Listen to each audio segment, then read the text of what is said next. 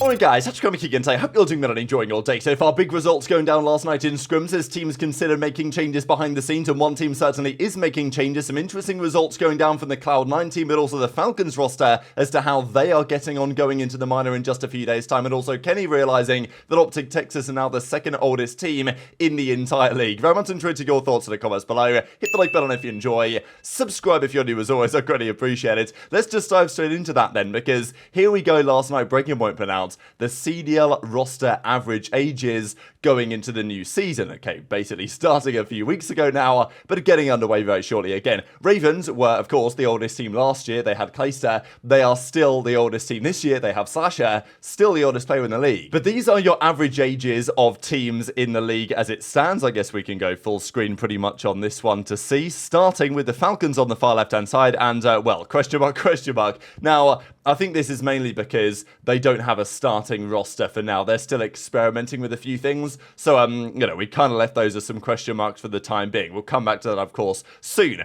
But these are the other teams. So, Rocker are the youngest team. Average age of 22.2. Then Boston. Then Miami. Then the Los Angeles Thieves. Toronto. And then it moves up from there. But you guys can see that the average here, in terms of median and in terms of mean, is about 24. 23.9, 24 in that kind of ballpark. Surge, Cloud9, FaZe 24.4. Now this has kind of snuck up on me to some degree because it still feels in my head that, you know, the Tiny Terrors, like they're pretty young guys, right? They're the new generation. But are they really? They are now part of the team that's the fourth oldest in the league. Now it's not like these guys are old. I mean, let's be real here. I'm 25, so I'm older than like the average age of basically every team in the league. But still, I mean, you know, Gorilla's gentle mates at 24.4 as well, and then OpTic at 24.9 average age. Now, of course, the graph makes it look like that's old. It's not really old. But for a Call of Duty player, and certainly from an esports professional, it's getting there. In Counter-Strike, it will definitely be older than this. But in other games, you know, I don't know, Fortnite, Rocket League, I'm sure the average age is far lower. And then, of course, Ravens at 25.9. Obviously, TJ's been around a very long time, but still isn't old. And then you've got Slasher. They're now the oldest player, I believe, in the league after Clay's retirement. The interesting thing about this still is, to me, the development of these numbers over time and how they are trending, whether they are trending up or down. And I think we know the answer to that very intuitively as well. So, you know, the flanks say, hey, Uncle Ravens, and Sasha's like, I'm still in my prime. And to be fair, wouldn't doubt him the way that he's played so far this season. And Kenny as well is like, hang on a second, how come we are like now nearly the oldest team in the entire league? It feels kind of weird how this has maybe crept up on some players, but you know, then again, Kenny's been around since 2018. We're now in 2025. Like, that feels like, I mean, to be fair, Kenny's been around since 2015, literally 2015, 10 years ago in Advanced Warfare. He kind of made his debut. Then he was probably around when he was 18 in 2018 or so. And then, of course, going from there, Dashy's been around a long time as well at this point. He started playing, of course, back in Infinite Warfare as a professional player. Obviously, Shotzzy's still pretty young, but Huke was similar to Kenny, very similar age to Kenny as well. So, you know, these numbers aren't wrong, but it is kind of remarkable to see the OpTic and FaZe that have kind of felt like some of the younger teams and players over the last few years. Some of the newer generation are, you know, now in the upper echelon of age groups in the entire league. The concerning thing to me is when you look at numbers like this. So this is what we put together for the Pro-Am Classic 2022. So a while ago now. Back then, FaZe's average age was 22.2. It's now 24.4. Makes sense, couple of years on. But, you know, and obviously this is also including some amateur teams. You'd expect maybe the AM teams would have lower average ages, and that's probably true for the both of the Toronto academies, the NA, I think Scrappy was on that one, and then the EU one, which I think Beans was on, among others. And, you know, then you had, I think what was called, was it StrikeX, the team that Silly was on, and then Team War, of course. But to be fair, even if you consider these amateur teams, their average age was pretty similar to the CDL pros at the time. And if you add up all of the numbers here and average out every average age, excluding the amateur teams from the Pro-Am 2022, the number comes out as 22.7 average age of the CDL players at the time. OpTic at the time, 22.8 average age. So we're, a couple of years on, kind of makes sense what's happened. But still, where is the next generation? That is the concern for me. So Pro-Am Classic 2022 in Vanguard, the average league age was 22.7. If we fast forward to the middle of this season, so this was this year, I think like June this year sometime, obviously you've got Gracester here on the right-hand side with the Ravens. Their team was 26.6, everyone else was here, and the average was 23.6 in the league. So we've moved on by basically 6 months from this point, and that's why FaZe have gone from 23.7 up to what is now 24.4. So roughly that's the change. But also you've got to consider, Priestahh has retired. You might have expected, I know it's obviously one player, but you might have expected, okay, when Clay retires, the average age will come down a bit. But no, the average age here, halfway through last season, was 23.6. So like 6 months ago, not really halfway through last year, basically halfway through last year, it was 23.6 average CDL age. Today, the number is 23.9, 24.0. So, it's just is what it is, I think. We can kind of comment on it. My concern, of course, is that these numbers are going up. And in a year from now, is the average age of the league going to be older or younger than today? The answer is older, because they're just, as far as I'm concerned, not the young players coming through to actually make that happen. I mean, we'll look back on these charts a year from now, and it'll just be all the same players a year older. That's how it seems to me, with a few exceptions of other players that might break into the scene. It's just a big concern of mine that I've had for some time, and it certainly continues seeing this data. Where is the next generation? And what can and should the CDL do about this whole thing? If I was making the decisions, I would try absolutely everything to make it so that challenges you could play from 16. But yeah, the CDL has to see this data and think that it's, we can't go on like this forever. I'm not saying these guys are old, but we want to see some new players coming through. We're not seeing many. And even the ones that we have seen, the likes of Abuzah, are not exactly young guys, because they've had to spend a couple of years in challenges from being 18 when they can actually play to prove themselves, and then they get picked up. So yeah, I think there is some concern. At least I would be concerned if I was running this league. Let's talk about Shotzzy though, and well, we'll talk more of Shotzzy later today actually, but he was watch partying some of the scrims last night, especially from the Falcons among others. So Falcons made their statement the other day confirming that Khalid, Kicks, whatever you want to call him, he's out of the starting roster for now, dealing with some personal issues back in Saudi Arabia.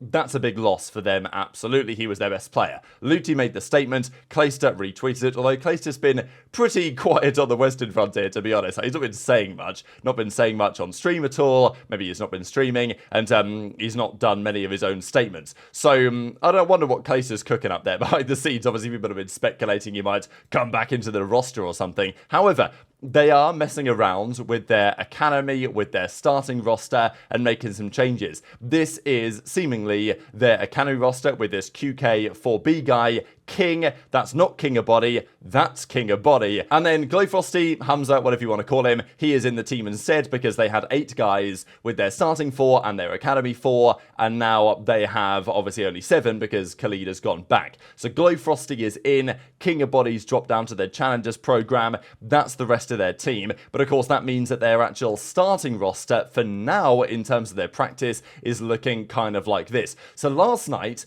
they scrims aBeZy's team. Now, we know that this is like, what, the CTE Nation roster or whatever. These guys have been looking pretty good in Challengers now for some time. Well, to be fair, all of the Challengers teams have been looking very good against the pro teams. So any results against, the Challengers teams that looks good is pretty promising. And to be fair, most of this looks pretty okay for the Falcons. One map, though, does not. So Spart, aBeZy's, Prolute, and Capsule, that is your team of 4 right now on the CTE Nation squad, and they are playing Xnid and Roxas. They are staying from the previous iteration of Falcons. With WXSL, I really am not sure where to go with that, so, that's the last I'm going to say on him for the video. And then we've got Doom, or D700MX, but yeah, that's Doom anyway. So they played, this is the team of 4. We believe they are trialing players, but to be fair, we heard this rumoured roster a couple of days ago that this is what they were going to be going with, and they are still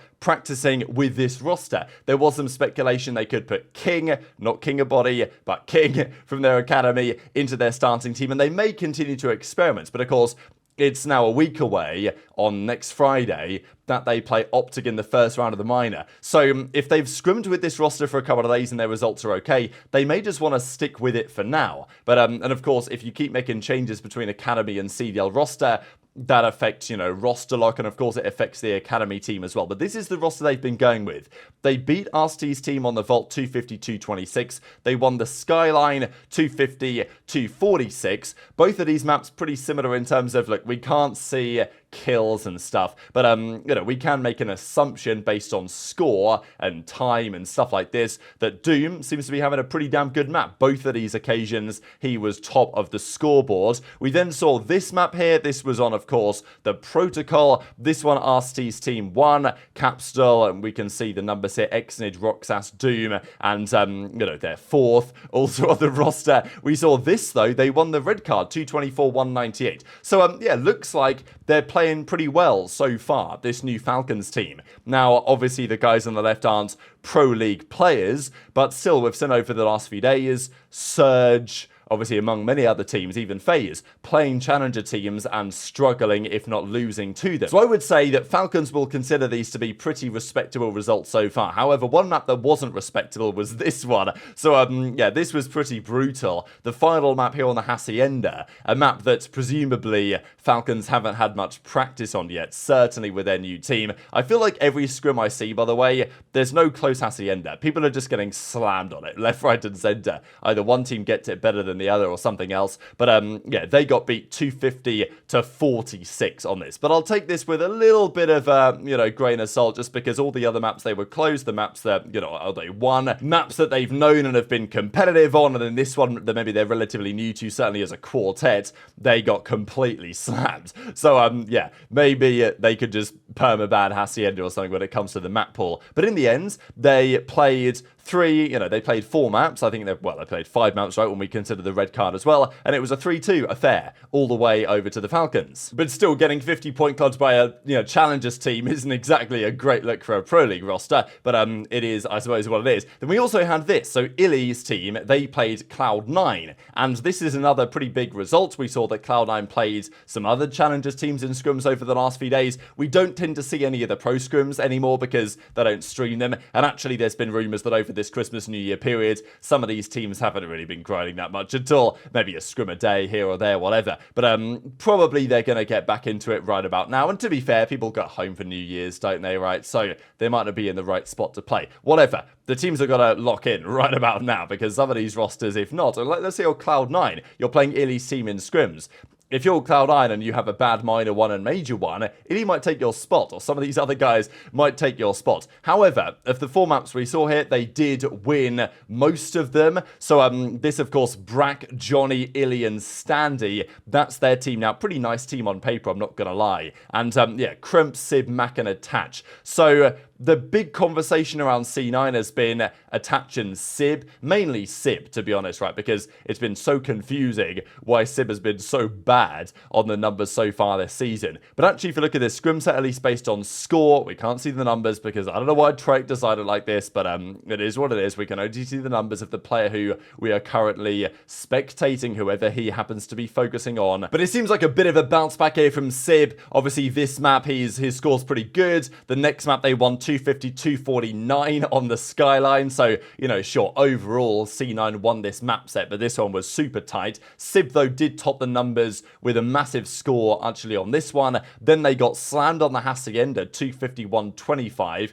Sib was still top score, but Brack had a great map here, 33-16, as he often actually did back in Black Ops 4, to be fair, when Hacienda was first around. And this is very dark for some reason, but again, you can see that Sib tops the scoreboard, and Cloud9 won this one, 250-143, with again Brack topping the numbers on the other side. So yeah, what do you guys think about these scrim results so far? Are Falcons still going to get clapped? Is their new roster any better than their previous one? Tough to say so far. I can't imagine they'll be better, but maybe they can find some new talent in their academy and then go from there. But yeah, C9 versus Illy was interesting. Good result from C9, but at the end of the day, could have very easily been 2-2 had the Skyline gone 1 point in a different direction. But hit the like button if you enjoyed, subscribe if you're new, take care, and I'll see you next time.